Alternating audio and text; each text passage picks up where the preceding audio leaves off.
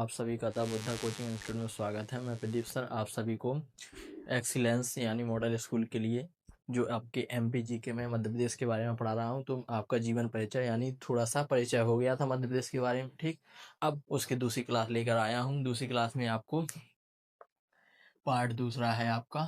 Part दूसरे में मैं आपको मध्य प्रदेश के कुछ प्रतीक चिन्ह बताऊंगा, ठीक ना, जो हमेशा पेपर में पूछे ही जाते हैं, ठीक। तो आपको देखना है मध्य प्रदेश के प्रतीक चिन्ह में मध्य प्रदेश का राजकीय फल क्या है? आम। क्या है? राजकीय फल आपका है आम, ठीक। तो आपको ध्यान रखना है राजकीय फल कौन सा है? आम। अगर पूछा जाए मध्य प्रदेश का राजकीय फूल, तो राजकीय फूल है आपका सफेद लिली। कौन सा है? सफेद लिली। यहाँ से राजकीय और राष्ट्रीय दोनों में बहुत ही समानता रहती है, ठीक ना। तो बच्चों को कन्फ्यूजन रहती है। अगर राष्ट्रीय पूछा जाए तो समझ जाना वो देश का पूछ रहा है, ठीक ना। अगर राजकीय पूछा है तो समझ जाना वो आपके राज्य का पूछ रहा है, ठीक ना। राज्य यानी अभी मध्य प्रदेश की बात चल रही है तो मध्य प्रदेश के बारे में पूछा है, ठीक ना। तो राजकीय कहलाता है राज्य का और राष्ट्रीय कहलाता है देश का, ठीक ना। अगर वो राष्ट्रीय फल बोलता है तो राष्ट्रीय फल भी आम है, और राजकीय फूल है सफेद लिली, और राष्ट्रीय फल है आपका कमल। कौन सा है? आपका कमल। तो मैं आपको साथ साथ राष्ट्रीय भी बताते जा रहा हूँ, ठीक ना। फिर इसके लिए लिखवाऊंगा मैं आपको जीके में, जब भारत के बारे में पढ़ाऊंगा तो वहां पे लिखाऊंगा, ठीक ना। लेकिन आपको समझाते जा रहा हूँ साथ साथ में, जिससे आपको समझ में आ जाए। आप नोट करते चलिए इन चीज़ों को, सभी को अच्छे से बढ़िया नोट्स बनाते जाइए। आपको कोई भी तकलीफ नहीं होगी, हर चीज़ आपको बहुत ही सुंदर तरीके से समझ में आने वाली है, ठीक। वो आपको पेपर में यहीं से क्वेश्चन भी मिलने वाले हैं, ठीक। आइए देखते हैं राजकीय पशु क्या है आपका? बारहसिंगा, ठीक। कौन है? आपका राजकीय पशु है बारहसिंह। कौन है? बारहसिंह। अच्छे से याद रखना है। राजकीय पक्षी कौन सा है आपका? दूधराज। कौन सा है? दूधराज। अब देखना राजकीय पशु तो है बारहसिंह, अगर आपसे पूछ लेता राष्ट्रीय पशु यानी भारत देश का राष्ट्रीय पशु, तो यहाँ पे बाघ हो जाता। क्या हो जाता? बाघ, ठीक। और राजकीय पक्षी यहाँ पे लिखा है दूधराज। अगर राष्ट्रीय पक्षी पूछता तो राष्ट्रीय पक्षी आपका क्या है? मोर, ठीक। क्या है? मोर। आइए यहाँ पे देखिए राजकीय फसल, तो राजकीय फसल क्या है? सोयाबीन। सोयाबीन को क्यों लिया गया था? क्योंकि सोयाबीन का उत्पादन मध्य प्रदेश में सबसे ज्यादा होता था, इसलिए इसको राजकीय फसल का दर्जा दिया गया था, ठीक। आगे देखिए राजकीय मछली, तो राजकीय मछली कौन सी है? महासीर। जो मध्य प्रदेश की क्या है? राजकीय मछली मानी जाती है। इसको महासीर कहते हैं। क्या कहते हैं? महासीर के नाम से जाना जाता है, ठीक। आइए राजकीय वृक्ष, वृक्ष यानी कि पेड़, तो राजकीय पेड़ कौन सा है? बरगद। कौन सा है? बरगद। राष्ट्रीय पेड़ भी बरगद है और राजकीय पेड़ भी बरगद है, दोनों बरगद ही है, ठीक। आइए राजकीय खेल क्या है? तो राजकीय खेल है आपका मलखंभ। क्या है? मलखंभ। ये कौन सा खेल है? तो ये एक मध्य प्रदेश का बहुत ही प्राचीनतम खेल है, जो एक लकड़ी यानी डंडे पर खेला जाता है। उस पर एक डंडा रहता है, उसके ऊपर चढ़कर अलग अलग प्रकार की कलाएं दिखाई जाती हैं, जिसको मलखम्भ कहते हैं, ठीक ना। तो जी आपका पुराना खेल है मलखम्भ, ठीक। ये मध्य प्रदेश का आपका राजकीय खेल है, ठीक। आइए राजकीय नृत्य, तो मध्य प्रदेश का राजकीय नृत्य है राई। कौन सा? राई। तो ये मध्य प्रदेश का सबसे प्राचीनतम और प्रचलित नृत्य है, जिसको क्या बोलते हैं अपनी भाषा में? राई। जो बुंदेलखंड का फेमस नृत्य है, ठीक ना, इसको हम क्या बोलते हैं? राई। तो ये आपका राजकीय नृत्य कौन सा हो गया? राई। अब राजकीय नाटक, राजकीय नाटक है आपका मंच। क्या है? मंच। इसमें कला प्रदर्शनी करवाई जाती है, ठीक ना, जो मंच पर स्टेज पर होता है, ठीक। आइए अगला राजकीय गान, ठीक। तो राजकीय गान क्या है आपका? मेरा मध्य प्रदेश है। कौन सा है? मेरा मध्य प्रदेश है।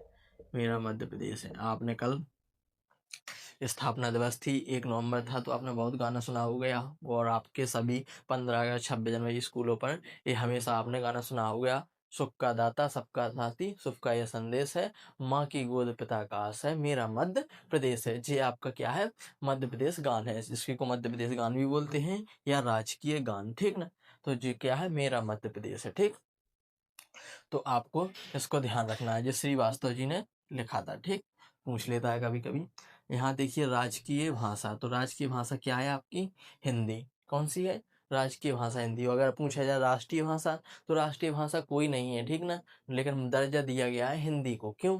क्योंकि इसलिए दिया गया है क्योंकि सभी राज्यों का लेखा जोखा अधिकतर हिंदी भाषा में किया जाता है, ठीक ना। किसमें किया जाता है? हिंदी भाषा में, इसलिए उसे राष्ट्रीय भाषा का दर्जा दिया गया है। वैसे माना नहीं गया है कि वो राष्ट्रीय भाषा है, ठीक ना, लेकिन राजकीय भाषा हिंदी माना गया है, ठीक ना, क्योंकि अपने मध्य प्रदेश में सबसे ज़्यादा जो प्रचलित भाषा है वो हिंदी है, ठीक ना, क्योंकि सरकारी कामकाज सभी किसमें होते हैं? हिंदी भाषा में होते हैं, इसलिए इसको राजकीय भाषा माना गया है, ठीक।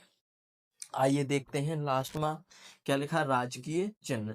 तो राजकीय चिन्ह है आपका 1 रुपए के सिक्के में अनाज की वालियां। जो 1 रुपए का पुराना वाला सिक्का देखा होगा आपने, उसमें क्या रहती थी? 1 रुपए का उसका सिक्का बना, एक का चिन्ह बना रहता था, अशोक स्तंभ बना रहता था, नीचे सप्तमेव जयते लिखा होगा और अनाज की बालियां होंगी। तो ये आपका क्या है? मध्य प्रदेश का सिंबल्स है, यानी कि राजकीय चिन्ह है। तो ये इतने आपके मध्य प्रदेश के प्रतीक चिन्ह हमेशा यहीं से क्वेश्चन पूछे जाते हैं, ठीक ना। हर साल क्वेश्चन प्रतीक चिन्हों से हर साल क्वेश्चन आता है, इस साल भी क्वेश्चन आएगा ही आएगा। तो आपको अच्छे से रट के जाना है, अच्छे से याद करके जाना है, ठीक। आप 1-2 बार इनको पढ़ेंगे तो आपको बहुत ही आसान तरीके से याद हो जाएगा, ठीक ना।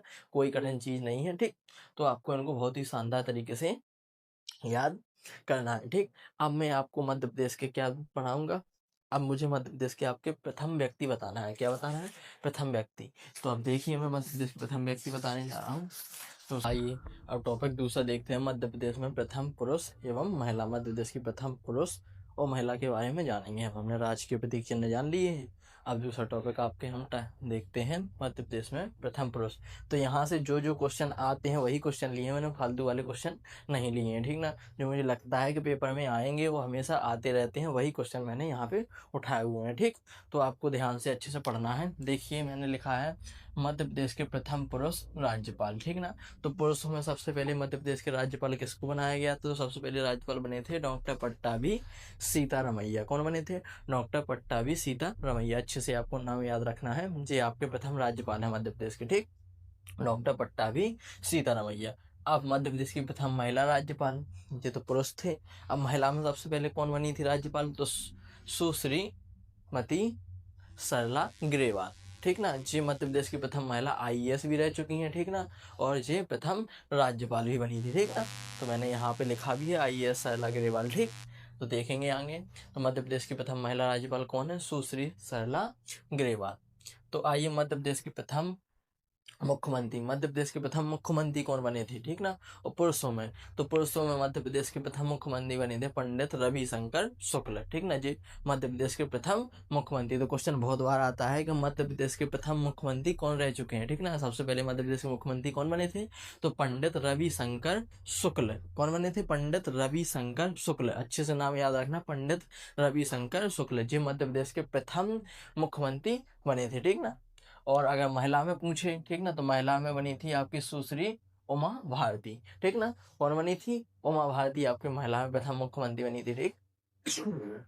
आगे देखिए आप, यहाँ पे मैंने लिखा है मध्य प्रदेश के प्रथम विधानसभा अध्यक्ष। तो मध्य प्रदेश के प्रथम विधानसभा अध्यक्ष पुरुषों में कौन बने थे? कुंजीलाल दुबे। कौन बने थे? कुंजीलाल दुबे। महिला में नहीं बने हैं, इसलिए मैंने पुरुष में लिखा है, ठीक। तो कुंजीलाल दुबे जी आपके प्रथम विधानसभा के अध्यक्ष रह चुके हैं, ठीक, बने हैं। आइए अगला लिखा है मध्य प्रदेश के प्रथम न्यायाधीश, ठीक, यानी कि जज, ठीक। तो मध्य प्रदेश के न्यायाधीश कौन बने सबसे पहले पुरुषों में? तो मोहम्मद हिदायत उल्ला। कौन बने थे? मोहम्मद हिदायत उल्ला जी आपके मध्य प्रदेश के प्रथम न्यायाधीश रह चुके हैं, ठीक ना। तो जी प्रथम न्यायाधीश बने थे।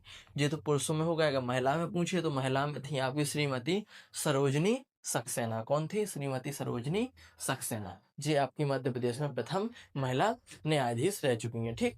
आइए आगे देखते हैं क्या है मध्य प्रदेश के प्रथम आदिवासी मुख्यमंत्री। तो आदिवासियों में सबसे पहले मुख्यमंत्री कोई पुरुष बना था, उसका नाम है राजा नरेश चंद। इनको सबसे पहले आदिवासी मुख्यमंत्री बने थे, यानी एसटी कास्ट से, ठीक ना, एसटी से सबसे पहले मुख्यमंत्री जो बने हुए हैं। अगर पूछा जाता है कि मध्य प्रदेश के प्रथम आदिवासी मुख्यमंत्री कौन है, तो राजा नरेश चंद है। ऐसे ही अगर पूछा जाए भारत देश से प्रथम आदिवासी महिला राष्ट्रपति कौन है, तो आपकी द्रौपदी मुर्मू है, ठीक ना। तो आपकी वो क्या है?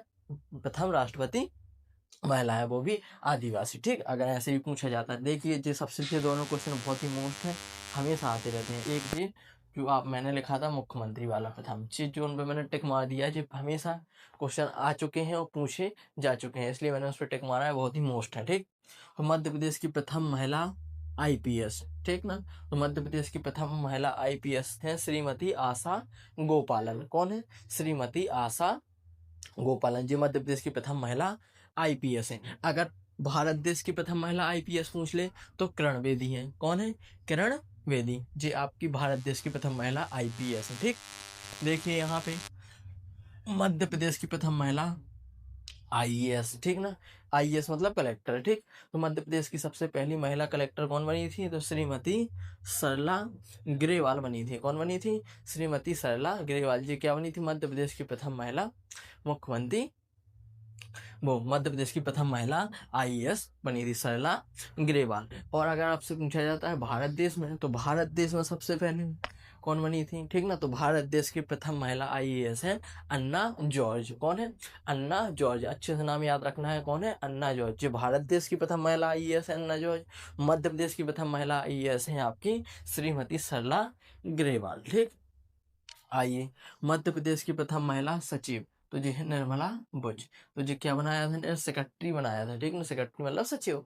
तो जी आपकी कौन है? निर्मला बुच। अब मध्य प्रदेश की धरती से, ठीक ना, यानी मध्य प्रदेश की धरती से प्रथम जो प्रधानमंत्री रहे हैं, ठीक ना, मध्य प्रदेश के, मतलब कहने का मेरा मतलब है जो मध्य प्रदेश के रह चुके हैं, ठीक ना, जो मध्य प्रदेश में उन्होंने जन्म लिया, तो मध्य प्रदेश के रहने वाले प्रथम व्यक्ति जो आपके भारत देश के प्रधानमंत्री बने हैं, तो उनका नाम है अटल बिहारी वाजपेयी। अच्छे से नाम याद रखना। कौन है? अटल बिहारी वाजपेयी जी आपके क्या है?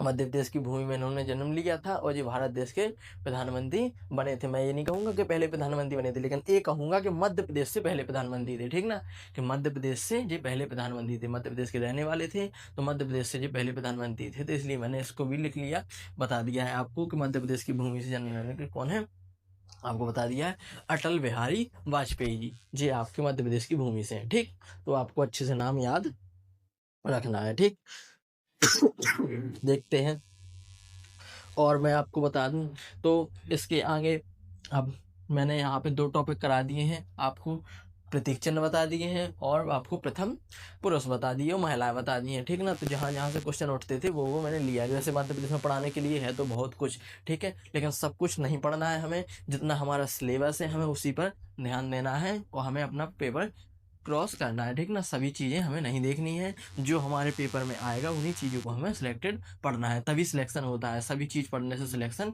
नहीं होता है। ठीक ना, तो जितना सिलेबस रहता है उतना हमें पढ़ेंगे तो हमारा सिलेक्शन बहुत आसान तरीके से हो जाएगा। विश्वास बनाए रखिए द बुद्धा कोचिंग इंस्टीट्यूट पर। आप सभी को मैं प्रदीप सर आपको अच्छे से अच्छा कंटेंट दूंगा और आपको पेपर में क्वालिफाई भी कराऊंगा, बस आपको भरोसा रखना है। ठीक, तो मिलते हैं अगली क्लास में। आज के लिए इतना ही। आप लोग इन दोनों टॉपिक को कवर कीजिए। ठीक, मैं कल आपको जब क्लास लूंगा तो सबसे पहले मैं आप लोगों से कुछ क्वेश्चन भी पूछूंगा। ठीक ना, आप कमेंट में बता सकते हैं। ठीक ना, अगर कोई भी चीज़ जो आपको समझ में नहीं आ रही तो आप कमेंट बॉक्स में लिख सकते हैं, मैं उसका सॉल्यूशन करा दूंगा। या कोई चीज़ गलत हो गई हो या शायद मुझसे गलती हो गई हो तो आप उसको भी सही कर सकते हैं, कमेंट बॉक्स में बता सकते हैं। मैं अपनी गलती एक्सेप्ट करने के लिए बिल्कुल तैयार हूँ। ठीक ना, अगर आपको लगता हो शायद कहीं मिसप्रिंट हो जाती है, ठीक ना, सभी लोग पर इतना वो नहीं रहता है कि सभी लोग क्या है, पढ़ाने में और पढ़ने में बहुत अंतर होता है, इसलिए कभी कभी टीचर भी गलती कर देता है तो उस पर नज़रअंदाज